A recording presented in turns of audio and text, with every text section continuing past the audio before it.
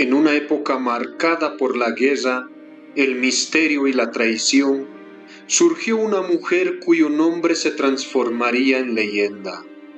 Mata Hari, con su belleza hipnótica y su aura de enigma, conquistó a las élites más importantes de toda Europa.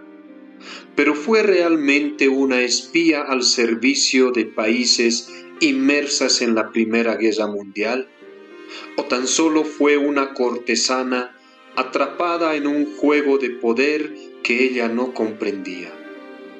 Hoy desentrañaremos la historia real detrás del mito de la espía más famosa del mundo. Acompáñenme. Comencemos.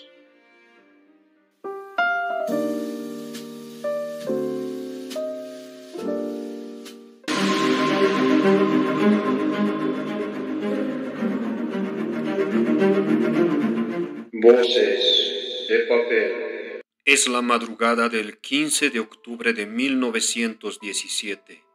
Aún no amanece. Es la prisión de mujeres de Saint-Lazare en el centro de París, Francia. Un grupo de soldados ingresan con pasos firmes por los pasillos de la prisión. Llegan a una celda donde se encuentra una mujer de 41 años de edad aún durmiendo. Rápidamente es despertada. Un oficial le informa de manera directa y sin rodeos. Su solicitud de clemencia fue rechazada, por lo cual será ejecutada hoy. Vístase. La mujer queda devastada, aún sabiendo que esto podía ocurrir. Se levanta, comienza a vestirse y a arreglarse un poco para, según ella, estar a la altura de la ocasión. Sale de la celda y se dirige a la salida acompañada de los guardias. Al llegar afuera, los espera un camión militar, el cual los llevará a las afueras de la ciudad, a un lugar llamado Château de Vincennes. Ahí se encuentra el pelotón de tiro. La mujer es llevada ante un poste y es amarrada.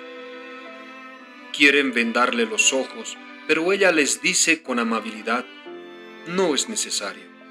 El pelotón de 12 soldados se prepara para disparar, esperando la orden del oficial a cargo de la ejecución.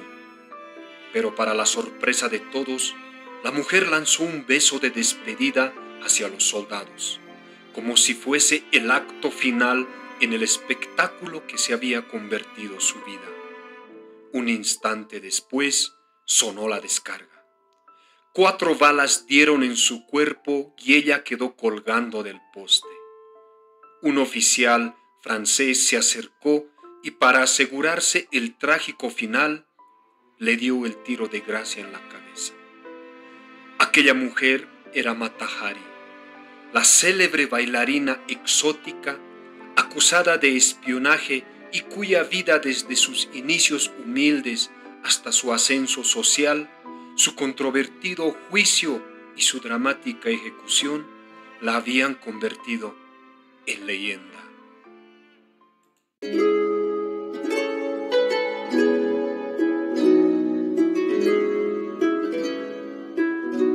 Mata Hari nació con el nombre de Margareta Gertruida Celle el 7 de agosto de 1876 en Leeuwarden, Países Bajos, hija de Adam Celle y de Antje van der Meulen.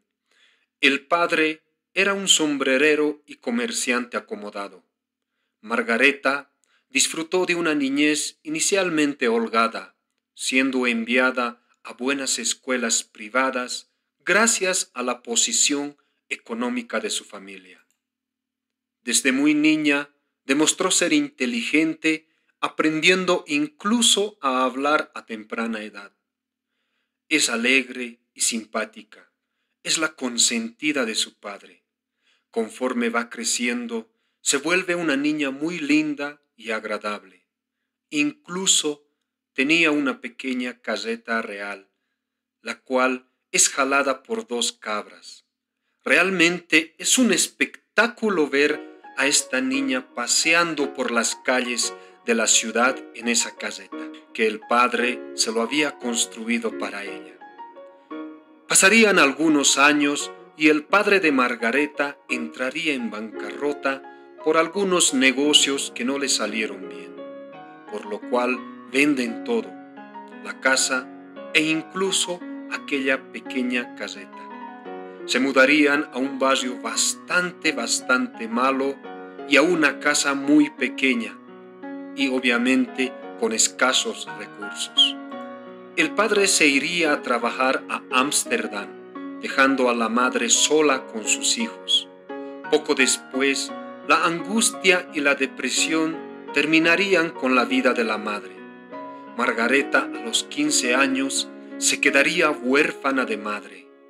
El padre regresaría un tiempo después solamente para entregar a sus hijos.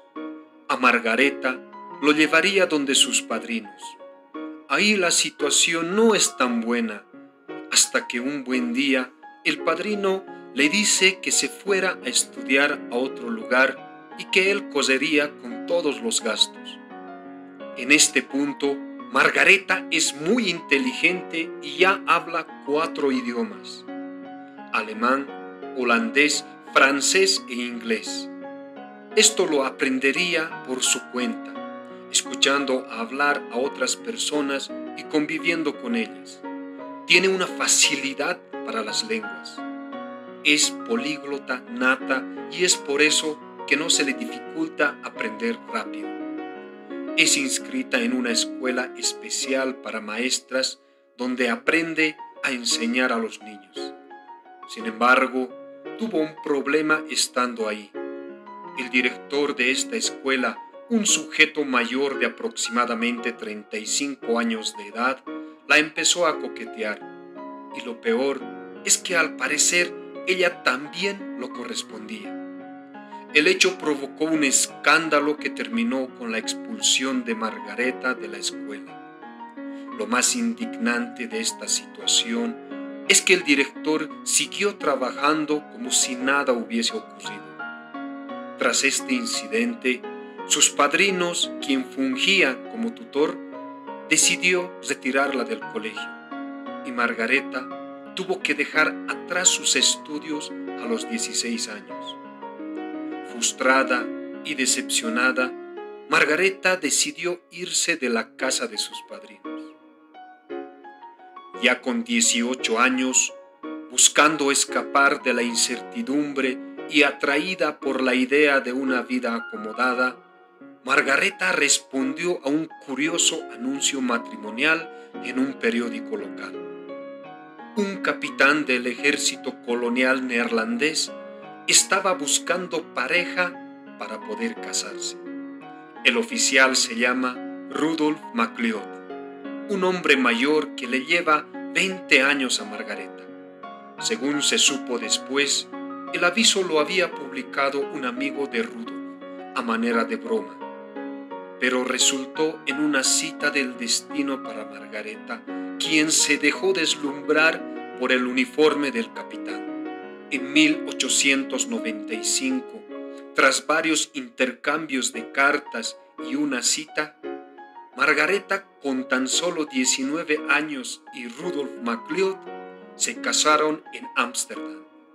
Aquel matrimonio la alejó de Holanda y la llevó a las lejanas colonias de Asia. Margareta se mudó con su marido a la isla de Java, en las islas orientales neerlandesas, la actual Indonesia. Rudolf había sido destinado junto a su regimiento. Allí comenzó para ella una vida totalmente diferente. En Java, la joven holandesa se sumergió en la cultura local para escapar de un matrimonio infeliz. Rudolf resultó ser un mal hombre, alcohólico e infiel que golpeaba a su esposa, dejándola emocionalmente aislada en un entorno extraño. En esos años, Margareta dio a luz a 2 hijos, un varón al cual lo llamaron Norman, y un año después nacería su hija Jean-Louis, pero todo el mundo la llamaba Nom, la pequeña Nom. La dicha familiar pronto se tornaría en tragedia. En 1899, ambos niños enfermaron repentinamente. Noam se salva de milagro, pero el pequeño Norman no. Con tan solo 2 años, murió envenenado en circunstancias confusas. Algunas versiones culparon a un sirviente local que había envenenado a la familia en venganza por malos tratos de Rudolf, mientras que otros relatos sugieren que pudo tratarse de una sobredosis accidental de un medicamento mal administrado por el médico militar. Sea como fuese, la pérdida del hijo devastó a Margareta y a Rudolf, quien culpaba a su esposa de lo ocurrido, fracturando aún más su matrimonio. Sola y aún en duelo por lo ocurrido con su hijo en una tierra extranjera, Margareta buscó consuelo e inspiración en la cultura javanesa que la rodeaba. Comenzó a fascinarse por las danzas tradicionales de la región, especialmente las danzas ceremoniales de Java y Bali, así como por los mitos y rituales orientales. Aquella inmersión en lo exótico plantó en ella la semilla de una nueva identidad. Mientras su marido se hundía en el alcohol tras la tragedia, Margareta aprendía palabras en malayo y observaba con atención los bailes locales, absorbiendo toda la mística oriental que más tarde transformaría en su marca personal. Para 1902, el matrimonio de Rudolf y Margareta estaba irremediablemente roto. La pareja regresó a Europa ese año y se separaron legalmente, divorciándose oficialmente en 1906. Margareta, con 26 años, se encontró repentinamente sola, sin dinero y lejos de su hija. Aunque inicialmente obtuvo la custodia de Noam, Rudolf se negó a pasarle pensiones y acabó quedándose con la niña, argumentando que la vida bohemia de su ex esposa la hacía indigna de ser madre. Sin apoyo económico ni familiar, Margareta tuvo que valerse por sí misma en un mundo que ofrecía pocas opciones respetables para una mujer divorciada de aquella época. Fue entonces cuando decidió reinventarse y aprovechar el único capital que le quedaba: su carisma, su físico y aquel conocimiento de la cultura oriental que había adquirido en Java. En 1903, Margareta se instaló en París, ciudad de las luces y entonces epicentro del entretenimiento europeo. Los primeros años no fueron nada fáciles. Probó suerte pasando como modelo artística bajo el nombre de Lady Macleod, pero apenas podía pagarse la vida con esos modestos ingresos. Sin embargo, no tardó en concebir un plan más audaz. Aprovechando la fiebre orientalista que cautivaba a la sociedad europea de finales del siglo XIX, una fascinación romántica por las culturas de Asia que las idealizaba y sexualizaba a partes iguales. Decidió crear un personaje para sí misma, uno que uniera el misterio de Oriente con la seducción femenina. Así, a finales de 1904, Margareta se presentó de nuevo en París, con una nueva identidad y una historia inventada. Se hacía llamar Matahari, supuesta princesa de Java instruida desde su niñez en las antiguas danzas sagradas del hinduismo. El nombre Matahari, que en malayo significa sol o ojo del día, evocaba amaneceres exóticos y le venía como anillo al dedo a su nuevo yo. Con ese nombre artístico, Margareta debutó formalmente en el mundo del espectáculo el 13 de marzo de 1905, en una velada privada celebrada en el Musée Guimet de París, un museo dedicado a las artes orientales cuyo fundador, Émile Guimet, actuó como mecenas de la función. La autoproclamada princesa de Java apareció ante un selecto público parisino adornada con joyas de oro y jade, vestida con velos coloridos y medias de color carne, interpretando una supuesta danza ritual de la diosa Shiva. Entre los asistentes a aquel debut se encontraba la escritora Colette, quien más tarde escribiría con admiración y picardía el magnetismo de Mata Hari en escena. No bailaba casi nada, pero sabía desvestirse lentamente y mover su largo cuerpo moreno, delgado y orgulloso. En otras palabras, la recién nacida artista podía no saber bailar, pero dominaba el arte de la seducción escénica. Sus lentos movimientos y el sensual acto de ir despojándose de sus velos hipnotizaba a todo el público. El éxito fue inmediato. París quedó maravillada ante aquella bailarina exótica de mirada felina y pasado misterioso. Mata Hari supo explotar al máximo los pocos conocimientos de danza javanesa que tenía, combinándolos con una puesta en escena atrevida, alta, esbelta, con rasgos considerados exóticos para la época. Tenía la piel ligeramente tostada y ojos oscuros, heredados de sus antepasados europeos, pero que muchos tomaban por orientales. Deslumbraba al presentarse prácticamente semidesnuda, cubierta apenas por joyas brillantes y accesorios orientales estratégicamente colocados.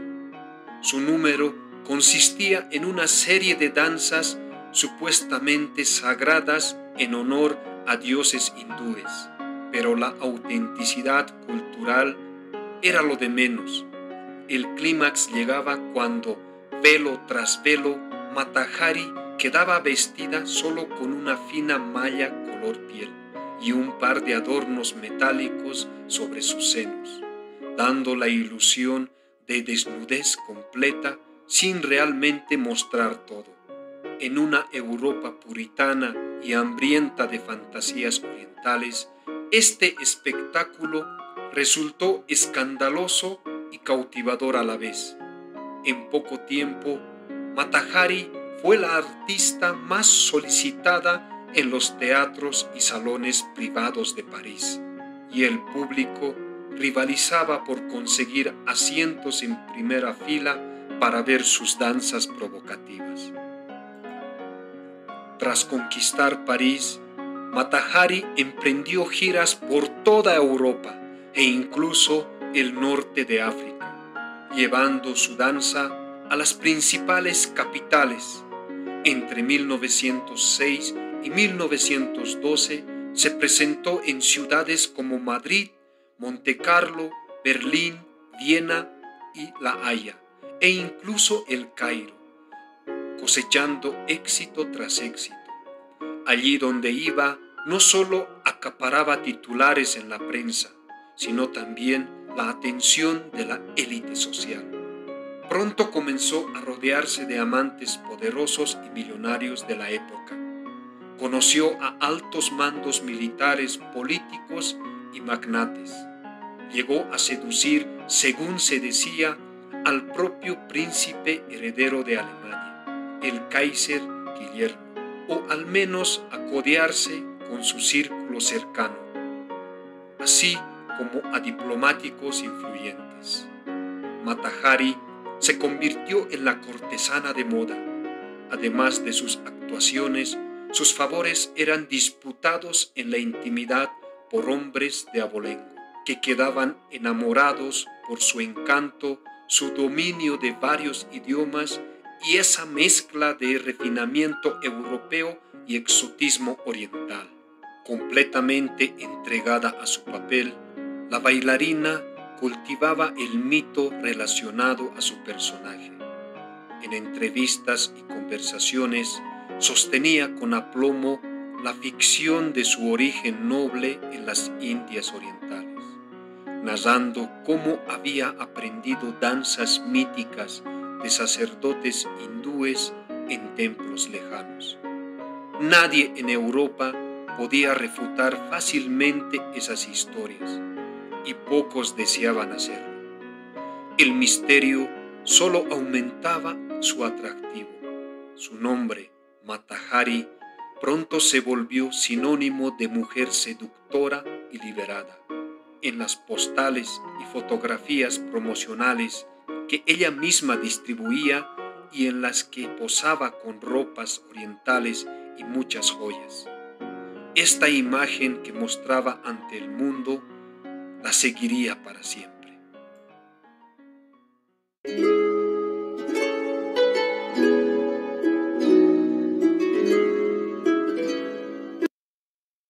En el verano de 1914, cuando Mata Hari se encontraba en la cúspide de su fama, estalló la Primera Guerra Mundial. La Gran Guerra alteró dramáticamente el mapa de Europa y con él el mundo despreocupado en el que la bailarina había prosperado. De la noche a la mañana, las fronteras se cerraron para muchos. Los espectáculos pasaron a segundo plano y la desconfianza se instaló entre los países en guerra. Sin embargo, Mata Hari tenía una ventaja inesperada. Al ser ciudadana de los Países Bajos, país que se mantuvo neutral durante la etapa de la guerra, ella podía viajar con relativa libertad a través de los territorios en guerra, algo imposible para franceses, británicos y alemanes comunes en la época. Aquella singular posición de una mujer famosa que podía moverse entre bandos enemigos sin ningún problema, pronto llamaría la atención de los servicios secretos. Durante los primeros años de guerra, Mata Hari continuó viviendo con cierto lujo. Se instaló en el Gran Hotel de París, un hotel de 5 estrellas donde solían hospedarse oficiales, diplomáticos y personalidades importantes que estaban de paso por la capital francesa. Allí, en el lobby y los salones del hotel, la bailarina seguía haciendo gala de su encanto entre hombres uniformados de distintos países. París, aunque en guerra, seguía siendo un hervidero de intrigas internacionales y vida social para los privilegiados, y Mata Hari no renunció a sus comodidades. No obstante, la ausencia de espectáculos regulares redujo sus ingresos y mantener su estilo de vida rodeada de lujos se volvió cada vez más difícil a medida que la guerra continuaba. A finales de 1916, el destino de Mata Hari dio un giro inesperado. Con cerca de 40 años, se enamoró repentinamente de un joven oficial ruso al servicio del ejército francés, el capitán Vadim Maslov, de tan solo 21 años. Maslov, piloto aviador, se convirtió quizás en el único amor verdadero de Mata Hari en mucho tiempo. La pareja vivió un intenso romance en París, pero la guerra no perdonaba a nadie. El ruso fue enviado al frente y resultó gravemente herido en combate, perdiendo incluso un ojo durante una batalla en el frente occidental. Maslov quedó convaleciente en un hospital de campaña en Vittel, en la región de Lorena, ocupada entonces por las fuerzas alemanas. Desesperada por reunirse con su verdadero amor y poder cuidar de él, Mata Hari buscó todas las maneras posibles de viajar hasta esa zona de guerra. Fue entonces cuando entró en escena la Oficina de Contrainteligencia del ejército francés. El propio jefe de espionaje francés, el capitán Georges Ladux, vio una oportunidad única en aquella célebre mujer que deseaba viajar a territorio enemigo por amor. A cambio de gestionar los permisos para su viaje, Ladux reclutó a Mata Hari como agente al servicio de Francia. El plan era ambicioso: aprovechar sus contactos y su encanto para obtener información de alto valor. Concretamente, los franceses le habían pedido que usara sus influencias para acercarse al príncipe heredero alemán, el Kaiser Guillermo, o a su hijo, el Kronprinz Wilhelm, que comandaba tropas en el frente de batalla, y seducirlo, si era posible, con el fin de sacarle información valiosa que ayudara al ejército francés en la guerra. Mata Hari aceptó el encargo, motivada por el deseo de ver a Maslov y de la promesa que le hizo Ladux, el de pagarle por el trabajo la suma de 20.000 francos. Fue registrada oficialmente como agente H21 por el servicio francés. Con esa misión en mente, a finales de 1916, Mata Hari emprendió un viaje lleno de peripecias. Su ruta tuvo que ser indirecta debido a la guerra. Partió desde Francia a un país neutral con la idea que desde allí podía tomar un barco hacia los Países Bajos y luego entrar a Alemania y eventualmente llegar a Lorena. Sin embargo, durante una escala en el puerto británico de Falmouth, en Inglaterra, la famosa bailarina espía despertó las alarmas del M15, el servicio de inteligencia británico. Los británicos, al verla en las listas de pasajeros, la identificaron como sospechosa y la detuvieron para interrogarla. Durante varios días la sometieron a exhaustivos cuestionamientos, pues temían que pudiera ser una espía alemana infiltrada. Finalmente, no hallaron pruebas concluyentes y la dejaron continuar su viaje, con la condición de que no volviera a ese país, a la vez que los británicos informaron discretamente a los franceses de sus sospechas. Mata Hari llegó a España en diciembre de 1916, sin poder completar su trayecto hacia Alemania. Demasiados obstáculos se interpusieron, de modo que el capitán Ladux, consciente de la situación de la misión, le dio la orden de quedarse en Madrid, España, esperando nuevas instrucciones. En Madrid, Mata Hari no perdió el tiempo. Alojada en el lujoso Hotel Ritz, hizo lo que mejor sabía hacer: deslumbrar a los hombres indicados. Pronto entabló relación con el mayor Arnold von Kalle, agregado militar de la embajada alemana en España. Von Kalle, que manejaba la red de espionaje alemana en Madrid, cayó bajo el hechizo de la exótica bailarina. Los dos se volvieron amantes durante esas semanas en la capital española.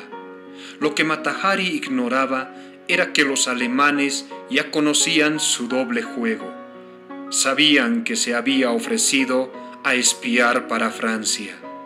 En realidad, es posible que desde el principio la hubieran identificado como agente doble inexperta a la que podían engañar fácilmente, mientras Mata Hari creía estar obteniendo información valiosa y confidencial de Boncale, mientras pasaban noches de placer. Pero el astuto oficial alemán en realidad le daba información falsa o información que era conocida ya por los franceses, usándola para confundir a sus enemigos. El verdadero golpe maestro de la inteligencia alemana ocurrió en enero de 1917. El mayor Boncale transmitió desde Madrid una serie de mensajes de radio cifrados dirigidos a Berlín en los que hablaba de los servicios valiosos de cierto agente alemán con el nombre clave H21. En esos telegramas describía actividades y datos biográficos de H21 que calzaban perfectamente con la figura de Mata Hari. Los mensajes eran tan obvios que cualquiera que interceptara estos mensajes sabría de inmediato que se trataba de Mata Hari. Y eso fue exactamente lo que sucedió. Las antenas británicas y francesas interceptaron aquellas transmisiones alemanas en París. Una radio instalada en la Torre Eiffel captaba las comunicaciones enemigas y al descifrarlas identificaron a Mata Hari como la espía H21 al servicio de Alemania. Curiosamente, los alemanes usaron un código que sabían que los franceses ya habían logrado descifrar, lo que sugiere que querían deliberadamente delatarla. En efecto, hoy se cree que el propio jefe de inteligencia alemana, el general Walter Nicolai, ordenó exponerla porque estaba decepcionado con la escasa información que Mata Hari les había proporcionado hasta entonces. Apenas chismes sobre la vida amorosa de oficiales aliados, y consideró que eliminarla sería más útil que seguir manteniéndola como agente. Ajena a la trampa que se había tendido a su alrededor, Mata Hari regresó a Francia a comienzos de 1917. Llevaba en mente reencontrarse con Vadim Maslov, quien para entonces se recuperaba en París, pero al pisar suelo francés, su destino ya estaba sellado. El 13 de febrero de 1917, apenas unas semanas después de su regreso, Mata Hari fue arrestada en su suite en un hotel en París. Al mando de la operación estaba el capitán Pierre Bouchardon, el implacable oficial de contraespionaje encargado de investigarla. La leyenda cuenta que cuando los agentes irrumpieron en su habitación aquella mañana, Mata Hari pidió permiso para asearse y vestirse. Salió de la bañera completamente desnuda ante la mirada atónita de los agentes, y con una sonrisa les ofreció bombones que sacó de un casco prusiano que tenía como adorno. Ese extraño gesto de coquetería, real o exagerada por los rumores, sería recordado como una de las últimas actuaciones. Tras su detención, Mata Hari fue encarcelada en la prisión parisina de Saint-Lazare a la espera de su juicio. Bouchardon la interrogó durante meses. Al principio, ella negó todas las acusaciones de espionaje, pero conforme avanzaban las sesiones de interrogación y el cansancio de Mata Hari ante tanta arremetida, terminó reconociendo algunas cosas. Confesó que efectivamente había aceptado dinero de oficiales alemanes en los años de la guerra. Se supo que Alemania le había pagado 20.000 francos. Curiosamente, la misma suma que Francia le había ofrecido, lo que sugiere que jugaba a dos bandos. Pero insistió en que dicho dinero no fue a cambio de entregar secretos militares, sino por otros servicios personales. En otras palabras, Mata Hari sugería que el dinero alemán fue un regalo de algún amante, no un pago por traición. También admitió haber recibido joyas y obsequios costosos de hombres de diversas nacionalidades a lo largo de los años, lo cual era cierto, dada su vida como cortesana de lujo. Sin embargo, mantuvo con vehemencia su inocencia en cuanto a espionaje. Una ramera, sí, pero una traidora nunca, exclamó en un momento dado, según relatarían después uno de los testigos del proceso para las autoridades francesas. No obstante, aquellas palabras valían poco frente a las circunstancias que la incriminaban. La investigación en su contra reunió pruebas circunstanciales, pero nunca absolutamente concluyente. Entre ellas estaba el contenido de los radiogramas alemanes interceptados que la señalaban como H-21, así como el hallazgo en sus pertenencias de un frasco de tinta invisible, objeto que en aquel contexto era casi sinónimo de espía. En conclusión, podemos decir que Mata Hari no era oficialmente una espía, ni de Francia ni de Alemania. Solo era una bailarina exótica y enamorada, que decidió hacer todo lo posible por estar al lado del hombre a quien amaba. Cometió muchos errores en su vida, pero el más importante fue aceptar esa oferta de ser espía para poder ver a su amado. Pero hoy sabemos en realidad que nunca fue una espía real.